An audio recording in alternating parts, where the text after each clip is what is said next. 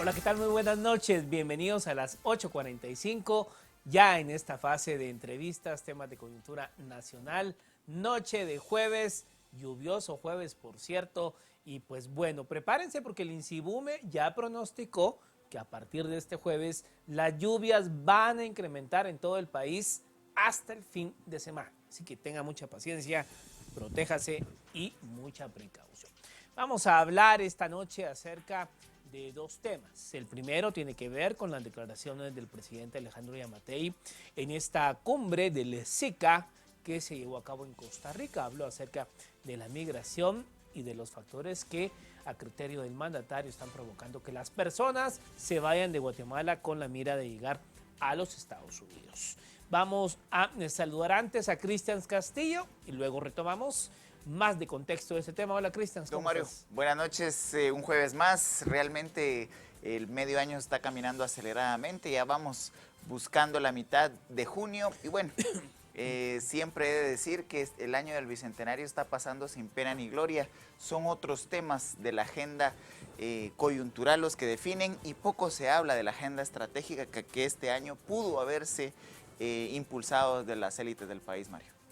Así es, un año, digamos, un poco ya diferente al 2020. ¿Te recordás? A junio del 2020 estábamos todavía en confinamientos, ¿no? Y de hecho en junio estaba la tercera ola, Es es la correcto, segunda, la la segunda ola. segunda ola, empezábamos a vivir la segunda ola, pero este año era crucial para que los sectores, los actores determinantes del país pudieran tomar acuerdos para los próximos 10 años, Mario, de cara al 2030 y la llegada a los compromisos de la Agenda del Desarrollo Sostenible. Desafortunadamente, insisto, se está pasando en trivialidades y las élites bastante, eh, pues desenfocadas de lo que pudiera establecerse como la gran agenda de país para los próximos 10 años. Por supuesto, y uno de los temas cruciales que tienen que ver con esto, Cristian, es la migración, porque la migración sigue siendo un factor que, pues bueno, miles de personas a diario de los tres países de Centroamérica, Guatemala, El Salvador y Honduras, intentan llegar a los Estados Unidos. Le ponemos en contexto del por qué hablamos de este tema. El presidente Alejandro Yamatei ha participado en esta cumbre del Sistema de Integración Centroamericana, SICA, en Costa Rica, en el evento de solidaridad hacia los desplazados forzados y las comunidades que los acogen tanto en Centroamérica como en México. Y pues bueno, expresó que una de las grandes deficiencias de los países de esta región es que no han tenido la visión de unirse y de combatir las causas estructurales que dan origen a la migración. La gente no se va porque quiere, dijo el presidente, sino porque lo necesita. También ha hablado acerca del confuso mensaje a criterio del mandatario de Washington y la administración de Joe Biden. Y es que el presidente en una entrevista con la cadena Fox News, pues dijo que el mensaje confuso que envía Washington y el presidente Biden ha provocado una ola de migración irregular. Veamos lo que dijo el presidente en esa entrevista. Porque hay mensajes confundidos de los Estados Unidos. La ley cambia mucho y cambió mucho adentro de una administración hasta el otro. Bueno, yo se lo hice ver que mensajes humanitarios fueron utilizados aquí por los coyotes de una manera totalmente tergiversada, porque dijeron allá vamos a propiciar la reunificación familiar y pasaron los coyotes llevándose a los niños y adolescentes para los Estados Unidos y se llenaron las fronteras, no solo con gente de Guatemala, fue un montón. Por eso es que le hemos propuesto que los mensajes sean claros. Bueno, ya escuchamos al presidente y pues bueno, vamos a pasar a presentarle a nuestros invitados esta noche. Saludamos a Jair Dabroy, analista político, y a Carlos Hoffman, también analista político, para hablar acerca de esto que ha dicho el presidente y el tema de la migración. Esto lo vemos en el contexto centroamericano y hay que hablar del tema también que pues se nos va a ocupar, el tema de los nicaragüenses que no migran a Estados Unidos, migran a Costa Rica sobre todo. Pero bueno, bienvenidos a ambos, buenas noches. Buenas noches. Buenas noches y bienvenidos. Doctor Hoffman, podríamos empezar precisamente haciendo esa referencia que ya Mario hacía en la introducción, que los flujos migratorios son distintos en las dos Centroaméricas, la del Triángulo Norte obviamente buscando el sueño americano, pero la del Triángulo Sur buscando los países con mayor crecimiento económico, principalmente Costa Rica y Panamá. Desde una Nicaragua con serios rezagos sociales, pero sobre todo con mucha presión política a raíz de su régimen político. Estos flujos son totalmente distintos, doctor. Sí, los nicaragüenses tienen un mayor nivel de instrucción y viajan sobre todo para buscar oportunidad económica, casi exclusivamente por eso, aunque recientemente hubo sí un flujo migratorio por hechos que ocurrieron en su país. Nuestro flujo migratorio es contrario a lo que se ve para el sur, muy difícil de entender porque es en realidad alguien que huye, no solo en el aspecto económico, sino también en el aspecto de criminalidad, de inseguridad, y una muy buena parte, digamos, de los guatemaltecos migra porque no tiene otra salida más que hacerlo.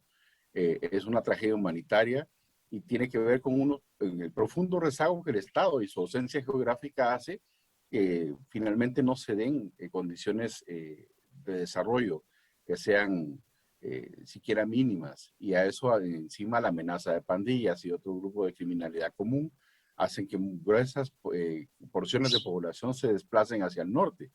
Pero también es cierto de que es una práctica tolerada por el Estado porque abaratan primero los costos y segundo porque literalmente sostienen este país a través del tema de las remesas. Por lo tanto, hay una especie de interés en sabotear un poco, digamos, el intento de tener el flujo migratorio, de aumentar el desarrollo, porque básicamente lo que hay es un incentivo para que se vayan, porque este país quiebra si ellos no emiten lo que emiten de remesas en este momento. Ahora bien, el licenciado Dabroy, para marzo de este año se había batido récords de centroamericanos que habían sido capturados en la frontera sur de los Estados Unidos colindante con México, más de 170,000 centroamericanos capturados. Y pues bueno, no hay que decir de qué país eran la gran mayoría de estos. ¿Comparte usted el mensaje o la idea del presidente de que hubo en los primeros días de enero con el cambio de administración en Washington un mensaje equivocado por parte de la administración Biden y eso provocó esta ola en el primer trimestre? Creo que ahí, digamos, no podemos especificar hasta dónde impactó realmente el tema del cambio de gobierno, pero de que se tuvo un impacto, se tuvo.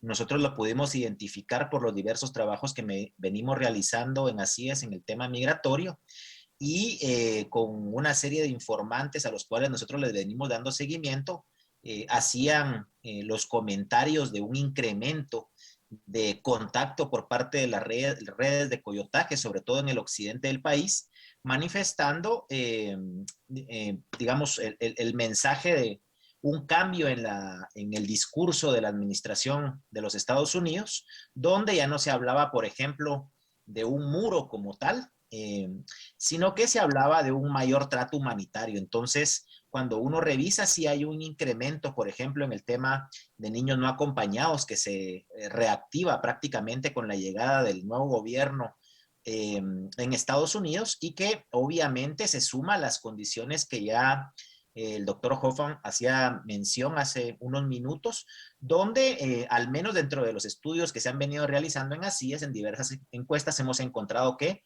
más del 90% de las personas que deciden migrar hacia los Estados Unidos lo hacen fundamentalmente por razones económicas.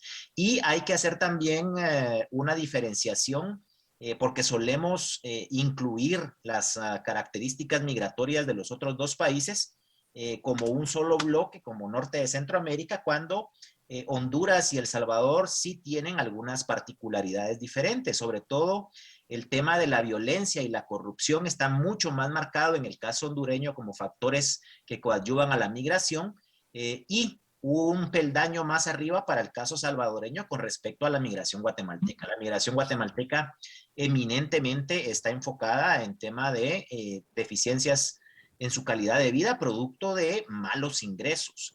Y aquí quisiera también hacer una acotación y es algo relacionado con lo que planteaba el propio presidente Yamatei el día de hoy, y es que si bien hay factores que terminan de dificultar que las personas decidan quedarse en el país, por ejemplo, este mensaje de quédate en casa, me llamó mucho la atención un titular de prensa en Honduras que hablaba, bueno, quédate en casa, pero si ni siquiera tenemos casa, en el caso de muchas personas que habitan el norte de Centroamérica. Entonces, al no tener nada, la opción de emigrar a los Estados Unidos se convierte en una potencialidad. Y señalo esto porque a veces se dilapidan recursos en una serie de diagnósticos para intentar conocer por qué se migra y se señalan temas que sí coadyuvan, como por ejemplo el tema del cambio climático, pero que si vamos al punto central, incluso dentro del discurso del presidente Yamatei, se plantean cuestiones de índole estructural. Ha sido una sociedad que ha crecido en términos generales en evidentes desigualdades, sin acompañamiento de un Estado fuerte, y no estamos hablando de estados grandes, pero sí estados fuertes, para poder otorgar condiciones mínimas de vida a su población. Doctor Hoffman, sin negar, digamos, el retraso de las comunidades y de los territorios que son expulsores de migrantes, que además tienen los índices más bajos en materia de desarrollo social, hay un componente antropológico, un componente de imaginario que mueve a las generaciones a buscar el sueño americano. Un sueño americano que es caro si buscan llegar a Estados Unidos por la vía irregular, pues utilizando los servicios de coyotaje. Pero además ese sueño americano motiva a los más jóvenes, independientemente de sus aspiraciones de movilidad social, precisamente a buscar la aventura en el sueño americano.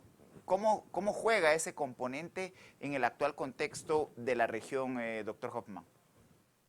Obviamente la migración vieja o la primera migración que hubo a Estados Unidos empezó a emitir una serie de mensajes sobre las estructuras de oportunidad que existen en ese país.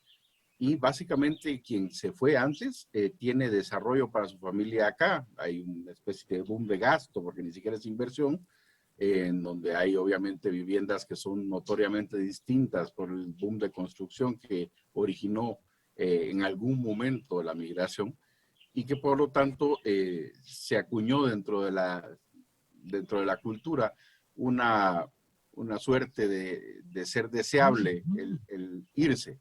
Pero esto también se aúna a otro factor y es de que los jóvenes como tal, los niños tienen un poquito más de cobertura, pero los jóvenes como tal no tienen en realidad muchísimas opciones en Guatemala para poderse desarrollar. De hecho, nos estamos perdiendo el bono demográfico que nosotros como país podemos tener y que es profundamente positivo, pero si lo aprovechamos y si hacemos las inversiones que realmente necesitan. Ya de hecho estudiar la secundaria es absolutamente irreal y encontrar trabajo o encontrar de alguna forma factores de producción es absolutamente irreal. Así que lo único que tienen en este momento es o la migración interna hacia los centros urbanos o la migración externa hacia los Estados Unidos, que es muchísimo más ventajosa desde el punto de vista de la idea ya cultural de migrar. De hecho, los guatemaltecos migrantes en realidad lo han hecho durante muchísimo tiempo por muchísimas causas. Inicialmente atado a factores de producción nacional, cuando hubo monocultivos o cuando hubo grandes extensiones agrícolas, y ahora que se tecnificaron, empezaron a emitir muchísima más migración externa. Así que en realidad la cultura sí juega un componente importante y es en el sentido de que no la disuade el hecho de que estamos acostumbrados a enfrentar la adversidad y los peligros del camino y los peligros de estar allá y los peligros y las vulnerabilidades que pueda generar son infinitamente menores que el ánimo que se tiene para superar las adversidades como se vayan presentando, porque no hay nada que perder. Ahora bien, licenciado Dabroy, en el contexto que el presidente Alejandro Yamatei da estas declaraciones, se da a pocos días de esta visita de la señora Kamala Harris. digamos, en concreto, pues uno hace el análisis y con el debido respeto uno se pregunta, un alto funcionario de Washington que viene a Guatemala, ¿qué tanto puede hacer por detener la migración? O sea, la gente le pongan muros, le pongan lo que le pongan, venga el propio extraterrestre, saber, la gente se va a seguir yendo. Entonces, digamos, ¿cómo hacen los países para contener esta migración? Porque ya todas las fórmulas se probaron. Asistencia en programas, ya se anunció 4.000 billones de dólares, ya se probó todo y la gente se sigue yendo. Básicamente, Mario, es porque no se cambian las condiciones de vida de las personas. Las comunidades de origen de las personas migrantes continúan igual o peor después de mucha de esta cooperación internacional. Es súper interesante, por ejemplo, cuánto nos ofrecen en temas de cooperación internacional, que resulta siendo insignificante a la par de los casi 12.000 millones de dólares que envían nuestros migrantes anualmente. O sea, hay una diferencia abismal entre la cooperación internacional que se nos otorga y, por ejemplo, lo que generan los migrantes propiamente en concepto de remesas. Y lo siguiente es que muchos de estos programas, también hay que plantearlo, me llamó mucho la atención una investigación de Washington Post, si no recuerdo mal, o no recuerdo si era del New York Times, eh, que hacían sobre la incapacidad que se ha tenido en materia de cooperación internacional para atender el tema de la contención migratoria, sobre todo porque no hay evaluación de impacto, de la calidad de los programas. Entonces, hay cuestiones a veces irrisorias en temas de cooperación internacional. Vemos, por ejemplo, aplicaciones que se desarrollan para personas que trabajan el tema del café en Huehuetenango, cuando las personas muchas veces no tienen ni siquiera acceso a telefonía y si la tienen, tienen que todavía pagar por el servicio de datos. Obviamente todo esto dificulta, digamos, la mejoría dentro de sus procesos de calidad de vida y además tenemos que responsabilizarnos también nosotros de demandar unas genuinas capacidades por parte del Estado guatemalteco para atender un problema que es un problema nacional, porque si bien Estados Unidos es una parte interesada para que no se den las crisis migratorias hacia los Estados Unidos, pues obviamente nosotros como sociedad, como país, nuestra clase política, el sector privado organizado, la sociedad civil organizada, debería estar generando las condiciones necesarias para mejorar indicadores, indicadores básicos. Acá estamos hablando de educación, estamos hablando de salud, estamos hablando de seguridad pública, pero también de seguridad alimentaria y nutricional. Recordemos también que se habla mucho del tema de atraer inversiones, pero seamos honestos, ¿qué capacidad de atraer inversión extranjera directa tenemos nosotros con un recurso humano que no tiene las condiciones mínimas necesarias para inmiscuirse en una economía globalizada, altamente industrializada y tecnológicamente desarrollada? Veamos que ni siquiera Costa Rica ha logrado sostener procesos de inversión tecnológica. Nosotros estaríamos muy lejos de eso, o de tener plantas automotrices instaladas en la región centroamericana, al menos en el norte de Centroamérica. Yo todavía lo veo bastante complicado. Entonces, tenemos que entender que este es un proceso de trabajo de mediano y largo alcance, que no podemos pensar en soluciones simplistas, en pequeños programas de intervención. Esto requiere una intervención de mediano y largo plazo, donde sobre todo los gobiernos centroamericanos y específicamente algo que me llamó la atención es el espacio en el que se dan estas declaraciones, que es el SICA, que también creo que nos ha quedado a deber en cuanto digamos, a la mejora de las condiciones de vida de las personas. Y planteo dos cuestiones básicas que nos topamos con el tema migratorio. Uno, la falta de acceso a datos cuando tenemos un sistema estadístico centroamericano que debería estar generando este tipo de información estadística. Y dos, digamos, hay un consejo de ministros de trabajo a nivel centroamericano que pareciera ser que no están otorgando las soluciones necesarias para las demandas que tiene cada una de las sociedades en la región centroamericana. Doctor Hoffman, pasando ya a la figura propiamente del presidente Yamatei, ¿cómo leer esas posiciones críticas de los gobiernos de Estados Unidos. Hay que recordar cuando siendo candidato se manifestó en contra del acuerdo de tercer país seguro porque nadie conocía el contenido del mismo. Luego, ya en pandemia, ya por el mes de mayo, refirió que Estados Unidos no era un buen socio de Guatemala, no era un buen aliado, mejor dicho, de Guatemala, precisamente porque estaba devolviendo repatriados guatemaltecos infectados de COVID-19. Y ahora, estas declaraciones en donde es contundente al referir que los malos o los poco claros mensajes que envía el presidente Biden incentivan la migración de guatemaltecos. ¿Cuál es la posición del presidente cuando estas declaraciones se emiten a 2-3 días de la visita de la vicepresidenta Harris a Guatemala? El presidente Yamatei está en este momento, al menos ahora, sorprendentemente lúcido sobre las causas y sobre el análisis que existe de la migración externa del Triángulo Norte y sobre todo de Guatemala. El problema es que es él el que la dice y no tiene ningún tipo de legitimidad para decirlo, porque prácticamente es un mea culpa, es un responsable, junto con otros gobiernos, por supuesto, pero es un responsable del aumento de este tipo de casos y no de dar soluciones finalmente a este tipo de temas. Pero me sorprende todavía más por el hecho de que ahora es un defensor prácticamente de todas las causas y el análisis que debe ser producido con respecto a la migración.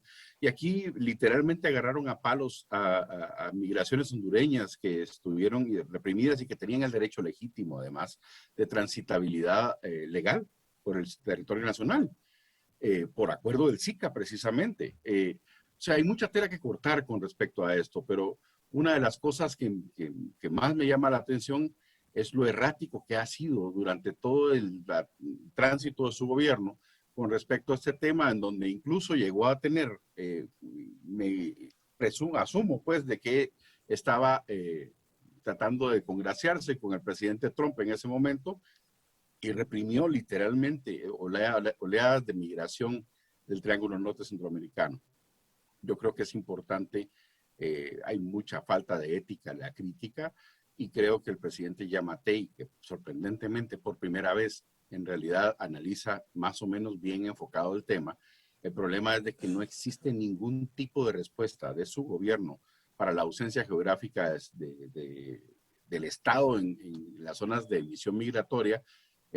Baste incluso ver los pasos ciegos que hay donde solo hay representación del lado mexicano, pero del lado guatemalteco no existe pero ni una piedra.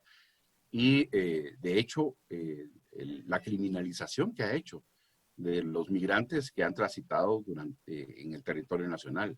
La migración es un derecho y él lo dijo bien. Y quien migra irregularmente y comete una falta, pues no un delito en el país donde es interceptado. Y creo que es importante el hecho de que por fin el presidente Yamatei diga algo al respecto, pero es importante también saber qué tipo de inversión y qué tipo de acción gubernamental está realmente haciendo para que las cosas empiecen a cambiar, por lo menos ahora, en el inicio de raíz, en un problema que es muy añejo y que literalmente las élites económicas se benefician de hecho de la emisión de muchísimos, de miles y miles de guatemaltecos que se van a los Estados Unidos porque son verdaderamente los que les sostienen el país, mientras no hay una sola inversión estratégica para frenarlo. Son absolutamente beneficiarios de esta situación y creo que las élites también tienen un papel que jugar en este país para frenar la migración y para atender la problemática tan compleja de la migración externa. Ahora, licenciado Dabroy, ¿cómo entender, digamos, la relación? Por supuesto, hay varios factores que uno puede entender, pero digamos, la relación Washington o Estados Unidos-México en el tema migratorio es muy distinta a la relación Washington, tres países, Triángulo Norte de Centroamérica, como lo define Estados Unidos. Y se lo comento por qué. La vicepresidenta Kamala Harris aquí fue clara y enfática, es decir, no vengan a nuestra frontera. Eso dijo en Palacio Nacional, no vengan. En México no fue a decir eso. Y hoy en la tarde rectifica un tuit y dice, miren, cuando yo dije que dejen trabajar a la prensa de las ONG, lo dije por Guatemala, no por México. Y la Cancillería mexicana lo rebotó y lo rebotó. O sea, pareciera que hay como que mejor entendimiento con México que con estos países. ¿Por qué? Bueno, básicamente México tiene mucho más institucionalidad de la que tienen los países centroamericanos y hay que ver desde el proceso fundacional de cada uno de los estados. Ese es un punto relevante. Segundo, México ha sido permanentemente un aliado estratégico de los Estados Unidos. Es significativo el trabajo conjunto que se ha venido realizando, no solo a nivel político, sino incluso hasta el propio desarrollo cultural que se tiene entre la región del sur de México, del sur de Estados Unidos, perdón, con la del norte de México, que incluso ha dado paso a construcciones socioculturales muy particulares y propias. Y lo siguiente es que hay que ver también cuál es la lógica que tiene en este momento México, porque creo que hay detalles que no hemos llegado a analizar del caso mexicano y a mí me gustaría señalar, por ejemplo, algo que discutíamos con una colega mexicana hace un par de días y es cómo se está dando un énfasis en el tema de fortalecimiento a la seguridad en diferentes instituciones mexicanas, pero utilizando una institución que es el Ejército Mexicano específicamente, teniendo participación en varias de las dependencias públicas, donde no se necesita tener, por ejemplo, dirigiendo al Ejecutivo a un militar, pero sí la lógica es completamente distinta a la que se está desarrollando en los Estados Unidos, en Centroamérica, perdón. Y esto en conexión con algo que creo que es importante también de señalar. Me parece que a los Estados Unidos, sobre todo en este momento de su economía, no es que no les interese los migrantes propiamente, al contrario, tienen una escasez en la mano de obra y los migrantes han sido el sostén del desarrollo de la economía estadounidense durante buenos tramos de su historia.